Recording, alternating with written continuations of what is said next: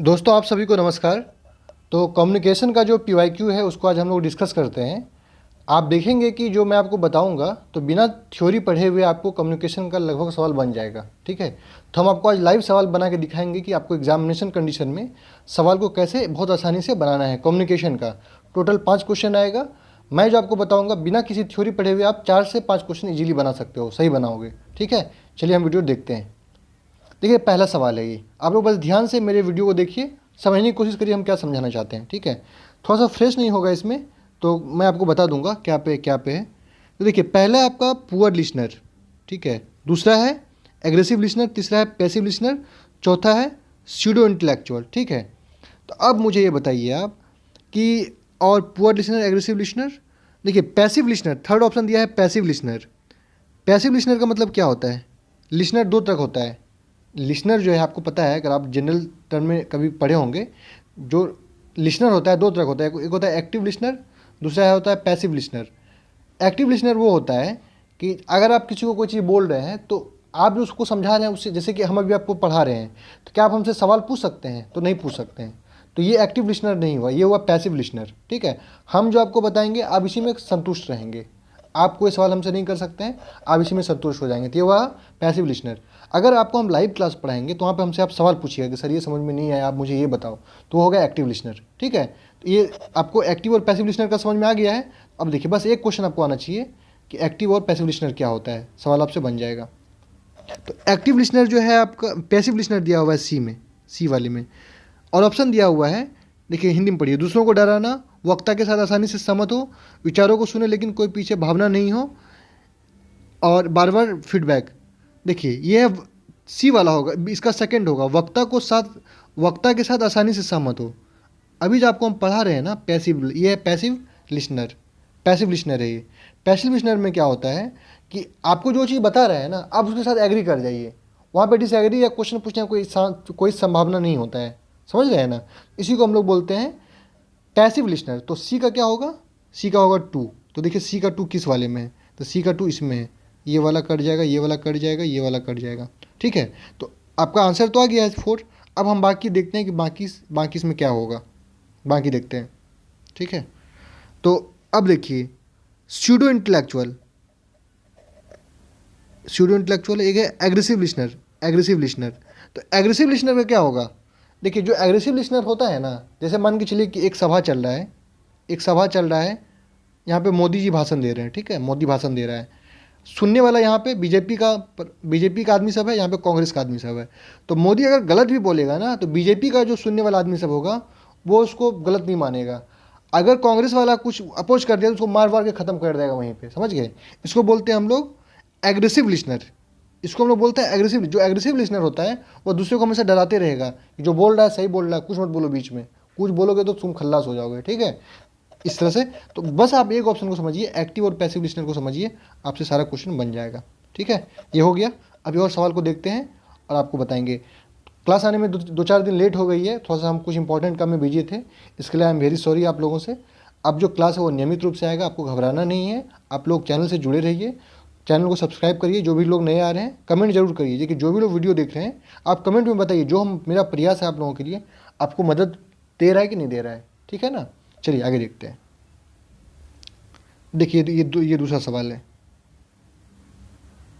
The domain of media appeal address to issue related to, the domain of media appeal address, Hindi पढ़िए, media appeal का domain संबंधित मुद्दा को संबोधित करता है। ये थोड़ा फैक्चुअल क्वेश्चन है, इसको अभी रुक जाइए, आपको हम इसको लास्ट में बताएंगे। ठीक है, अब ये सवाल को देखिए, क्लासरूम कम्युनिकेशन इज, ये दिया हुआ है क्लासरूम कम्युनिकेशन। इस तरह के सवाल को आपको छोड़ना ही नहीं है, बहुत ईजी होता है।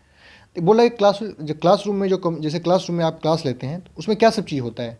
ठीक है, तो ऑप्शन पढ़िए, goal oriented, style centric, collaborative. देखिए किसी भी क्लास में कोलैबोरेशन तो होगा ना, कोलैबोरेशन का मतलब क्या होता है? सहयोग। कोई भी क्लास अगर चल रहा है उसमें सहयोग जरूर होता है। ठीक है, किसी भी क्लास में अगर कोई क्लास ले रहा है तो वहाँ पे सहयोग जरूर होता है। ठीक है, तो आपका सी ऑप्शन इसमें होगा, इसमें आपका सी ऑप्शन होगा। सी में तो कोई डाउट नहीं होगा किसी को, सी होगा तो काट दीजिए, काट दीजिए, काट दीजिए। देखिए बस आपको एक ऑप्शन पकड़ना है, बस आपको एक ऑप्शन पकड़ना है, आपका आंसर आ जाएगा। समझ रहे हैं? किसी क्लासरूम कम्युनिकेशन, किसी भी क्लासरूम कम्युनिकेशन में कोलैबोरेशन मतलब सहयोग तो होगा ही होगा, सहयोग में कोई डाउट नहीं है। सहयोग होगा तो आपका देखिए सी एक ही में है, बाकी में सी नहीं है तो काट दीजिए उसको, ठीक है। आपको बाकी आपको कोई थ्योरी नहीं पढ़ना, बाकी आप पढ़ते रहिए 10-15 दिन में थ्योरी, फिर आपसे क्वेश्चन बने ना बने कोई भरोसा नहीं। बस अपने दिमाग का यूज करिए, आपसे क्वेश्चन बन जाएगा, ठीक है। चलिए अगला देखते हैं। देखिए कम्युनिकेशन पे हम 2 वीडियो लाएंगे, ये पहला पार्ट है, दूसरा पार्ट आएगा तो दोनों में आपका क्लियर हो जाएगा, आपको कॉन्फिडेंस भी आ जाएगा, ठीक है। यहाँ पे देखिए, यहाँ पे मिलाने वाला दिया है तो मिलाने वाला बहुत आसान होता है। देखिए इंग्लिश थोड़ा सा आपको दिख कम रहा होगा। पहला दिया है फिजिकल, दूसरा दिया है साइकोलॉजिकल, तीसरा दिया है लैंग्वेज, चौथा दिया है कल्चर, मिलाने के लिए दिया है। तो अब देखिए यहाँ पे दिया है लैंग्वेज, देखिए सी में दिया है लैंग्वेज। लैंग्वेज अभी मान के चलिए हम चाइनीज बोलने लग जाएं, अगर अभी हम चाइनीज बोलने लग जाए तो आपको समझ में आएगा? आप लोग जो भी हमको सुन रहे हैं, अगर अभी हम लैंग्वेज जो है लैंग्वेज में चाइनीज बोलने लग जाएं तो कितने को समझ में आएगा? लैंग्वेज में हम रशियन बोलने लग जाएं तो कितनों को समझ में आएगा? आपको मेरा बात समझ में क्यों आ रहा है? क्योंकि आपका और मेरा लैंग्वेज जो है सेम है। तो यही बोल रहा है कि तीसरा ऑप्शन दिया है लैंग्वेज, अगर लैंग्वेज अल्टा मतलब कि चेंज हो जाएगा तो क्या होगा? अलग अलग समझ होगा। हर लैंग्वेज में अलग अलग समझ होता है, समझ रहे हैं? लैंग्वेज बदलेगा समझ बदल जाएगा, तो सी का क्या हो जाएगा? 1 हो जाएगा। सी का 1, देखिए सी का 1 किस में है? इस वाले में। बाकी आपको देखिए बाकी कुछ नहीं है, एक ऑप्शन को बस आप मिला लीजिए हो जाएगा। तो सी का हो जाएगा अलग समझ। अब देखिए संस्कृति, कल्चर है ना, कल्चर, कल्चर। तो कल्चर जो होता है ना आपका, वो आपका कल्चर जो होता है वो स्टीरियोटाइप है। स्टीरियोटाइप का मतलब क्या होता है? आपका पहले से कुछ रूल और नियम है, जैसे कि आप बोलेंगे कि मेरा कल्चर में ये होता है तो होता है, तो होता है, क्यों होता है कोई जवाब नहीं है, ठीक है। तो कल्चर का स्टीरियोटाइप होता है, इसको आप लोग समझ लीजिए, एक थ्योरी ग्रुप में जान लीजिए। और फिजिकल बैरियर क्या होता है? फिजिकल बैरियर का मतलब कि अभी हम आपसे कम्युनिकेट कर रहे हैं, मान के चलिए कि मेरे आसपास में, जैसे कल हम वीडियो बनाना चाह रहे थे, वीडियो हम कल ही बनाना चाह रहे थे, तो कल क्या हुआ कि सरस्वती पूजा के कारण पूरा साउंड आ रहा था आसपास में, तो हम वीडियो रिकॉर्ड नहीं हो पाता। इसी को बोलते हैं फिजिकल बैरियर, ठीक है। तो फिजिकल बैरियर में क्या होगा? फिजिकल बैरियर में होगा इनऑडिबल वॉइस, मतलब कि आवाज़ आपको सुनाई ना पड़े, आवाज़ में कुछ दिक्कत हो, इनऑडिबल वॉइस को बोलेंगे फिजिकल बैरियर, ठीक है। इसको आप मिला लीजिए, समझ रहे हैं ना? तो कितना आसानी से बनता है, इसको आप देख लीजिए। अगला देखते हैं, ये पढ़िए, दिया है in a classroom every teacher has to perform a gate keeping function. Gate keeping function का मतलब होता है कि वो जो है विद्यार्थी, जो भी सारा विद्यार्थी है सब पे वो इक्वल ध्यान रखेगा। टीचर जो है सभी विद्यार्थी पे इक्वल ध्यान रखेगा, क्लास के बाहर भी क्लास के अंदर भी, ठीक है। तो एकदम सही बात है। इसका मतलब आप लोग समझ लीजिए, अभी जिसको पता नहीं है उसको अभी समझ लीजिए, समझ के दिमाग में सेट कर लीजिए। अगर अगली बार इससे क्वेश्चन आएगा तो आपको सही बनाना है, ठीक है। एक कक्षा में प्रत्येक शिक्षक को गेट कीपिंग का कार्य करना होता है। गेट कीपिंग का कार्य करना होता है हर शिक्षक को, क्योंकि क्लास के बाहर क्लास के अंदर शिक्षक को सभी स्टूडेंट पर नज़र रखना है। ये बात सही है, तो ऑप्शन एक सही है। सेकेंड स्टेटमेंट दिया है every teacher in higher educational institution, ठीक है, should act as the moral custodian of student both inside and outside it. मतलब ये दिया है किसी भी उच्च संस्था में जो शिक्षक है वो अपने विद्यार्थी के लिए एक आदर्श हो, आदर्श की तरह काम करे। अगर मान के चलिए शिक्षक की दारू पिएगा, सिगरेट पिएगा, भांग पिएगा, तो वो मोरल कस्टोडियन नहीं है। मोरल कस्टोडियन का मतलब हुआ है कि शिक्षक को देख के आपको फील हो कि हमको सर की तरह बनना है, ठीक है, इसको बोलते हैं मोरल कस्टोडियन। तो ये भी सही है, 2 भी सही है। तो बोथ स्टेटमेंट 1 और 2 ट्रू। कितना आसान है बताइए। इसके लिए किताब क्यों पढ़ें हम, क्यों इसके लिए थ्योरी पढ़ें हम? 5 क्वेश्चन में अगर आपसे 4 क्वेश्चन इजीली बन जाएगा तो आप क्यों एक क्वेश्चन के लिए थ्योरी पढ़िएगा? टाइम है तो पढ़ लीजिए, हम ये नहीं करेंगे मत पढ़िए, अगर टाइम है तो पढ़ लीजिए। आप बोलेंगे कि सर इस बार ऐसा आया, हो सकता है अगली बार टफ है, ऐसा नहीं होता है, ऐसा यूजीसी नेट नहीं करता है, ठीक है। उसका पैटर्न नहीं रहता है एग्जाम का हर बार। अगला क्वेश्चन देखते हैं, ये देखिए कितना ईजी सवाल है, देखिए कितना आसानी से बनेगा। लिखा है efficiency of written communication. Efficiency of written communication क्या है? मतलब कि लिखित, जब आप कोई भी चीज़ लिख के कम्युनिकेट करते हैं, जैसे कि आप लेटर लिखते हैं तो किसी को कम्युनिकेट कर रहे हैं ना, कोई एप्लीकेशन लिख रहे हैं, किसी को आप चिट्ठी लिख रहे हैं तो कम्युनिकेट कर रहे हैं ना। तो बोल रहा है कि जब आप लिख के किसी से कम्युनिकेट करते हैं तो उसमें क्या सब चीज़ इंपॉर्टेंट है, ठीक है। पढ़िए, लेंदी प्रेजेंटेशन, ठीक है, कॉम्प्लेक्स सेंटेंस स्ट्रक्चर। अरे भाई आप किसी को लिख के लिख रहे हैं तो कॉम्प्लेक्स क्यों, आप उसको आसान भाषा में लिखिएगा ना, बी तो नहीं होगा, बी जहाँ जहाँ काट दीजिए, ठीक है। और देखिए use of a strong word, ये पढ़िए, use of a strong word क्यों करें? आप किसी को लिख के कम्युनिकेट कर रहे हैं राइटिंग करके, तो जैसे हम आपको लिख के देंगे कि ये देखिए मेरा नोट्स है, आपको हम आसान भाषा देंगे ना, कि इसमें आपको हम स्ट्रॉन्ग वर्ड का यूज करेंगे, बहुत बहुत मतलब कि टफ टफ वर्ड थोड़ी यूज करेंगे कि आपको समझ में ना आए। तो देखिए यूज ऑफ स्ट्रॉन्ग वर्ड ये भी नहीं होगा। ई काट दीजिए, ई काट दीजिए, देखिए आपका आंसर आ गया, आपका आंसर आ गया। ठीक है, सी डी एफ, देखिए एफ में क्या है, इफेक्टिव यूज ऑफ वर्ड, सही बोल रहा है, आपको अच्छे अच्छे शब्द का यूज करना है। इफेक्टिव मतलब कि जो प्रभावित करे बच्चों को, इफेक्टिव वर्ड ऑफ यूज। फिर किया है, सी दिया है एडिटिंग आफ्टर राइटिंग, मतलब जब आप लिख लिए तो एक बार चेक कर लीजिए कहीं गलती तो नहीं है, उसको एडिट कर लीजिए। ठीक है, और डी में क्या है कि वाक्यों में संक्षिप्तता, मतलब कोई भी चीज़ अगर आप लिख रहे हैं तो ऐसा नहीं कि आप लिख रहे हैं कि आज हम नहीं पढ़ा पाएंगे, इसको आप 2 पेज में लिख के भेज रहे हैं।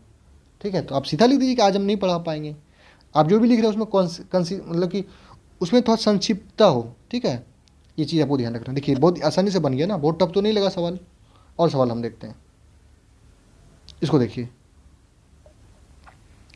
ए टीचर हु इनकरेज, एक शिक्षक जो है जो इनकरेज कर रहा है स्टूडेंट को पार्टिसिपेशन इन कम्युनिकेशन, मतलब उसको ये बोल रहा है कि आपको कम्युनिकेट कैसे करना है। ठीक है, आपको कैसे कम्युनिकेट करना है एक दूसरे से, ये टीचर किसी स्टूडेंट को बता रहा है। तो उसमें क्या चीज़ टीचर देखेगा, तो क्या देखेगा देख लीजिए, opposite view, self system, classroom performance. देखिए डी ऑप्शन, देखिए डी ऑप्शन में आपको डाउट नहीं होना चाहिए। किसी भी विद्यार्थी के अंदर, जैसे आपके अंदर कम्युनिकेशन स्किल आएगा, कम्युनिकेशन स्किल का मतलब है कि आपको किसी से बात करने आ गया, किसी को, जैसे हम आपको पढ़ा रहे हैं तो मेरे अंदर कम्युनिकेशन स्किल है, आप भी किसी से बोलेंगे अच्छी तरीके से, ये आपका कम्युनिकेशन स्किल है। तो जब भी आपके अंदर कम्युनिकेशन स्किल आएगा, इससे आपका व्यावसायिक विकास नहीं होगा। अगर आपके अंदर ये बताइए कि अभी जो भी IT सेक्टर है, जो भी कंपनी है, उसमें किसको जॉब लगता है, जिसको अच्छे से बोलने आता है। MBA में किसको जॉब लगता है, जिसको अच्छे से बोलने आता है। अगर आपको अच्छे से बोलने नहीं आया तो किसी कंपनी में आपको कोई रखेगा नहीं, रखेगा।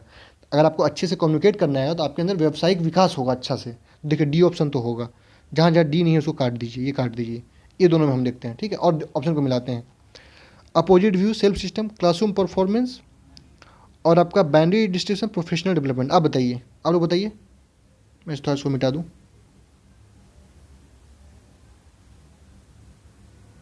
इसको मैं थोड़ा मिटा दूँ, बताइए क्या बोल रहा है। व्यावसायिक विकास तो होगा, डी तो होगा, डी इस दोनों में है। अब इस दोनों में कैसे आप मतलब कि कैसे चूज करेंगे। पहला दिया है अपोजिट व्यू, सवाल पढ़िए, teacher who encourage student participate in communication will ensure. Opposite view का क्या मतलब है, कोई मतलब नहीं। अपोजिट व्यू का मतलब कि आप जो बोल रहे हैं उसके विपरीत विचार रखें, ऐसा मतलब थोड़ी है। कम्युनिकेशन में तो सेम विचार भी रखा जाता है ना। तो अपोजिट व्यू थोड़ा सा आपको इसमें सूट नहीं कर रहा है। आप किसी को कोई चीज़ सिखा रहे हैं कि देखो कम्युनिकेट कैसे करना है, तो आप उसको ये थोड़े बोलेंगे कि जो आपके अपोजिट विचार रखेगा उसी को आप इसमें सेलेक्ट करेंगे, ऐसा थोड़ी होगा। समझ रहे हैं ना, थोड़ा सा ये एक्सट्रीम टाइप का वर्ड है, तो ये को हटा दीजिए, आंसर आपका ये हो जाएगा।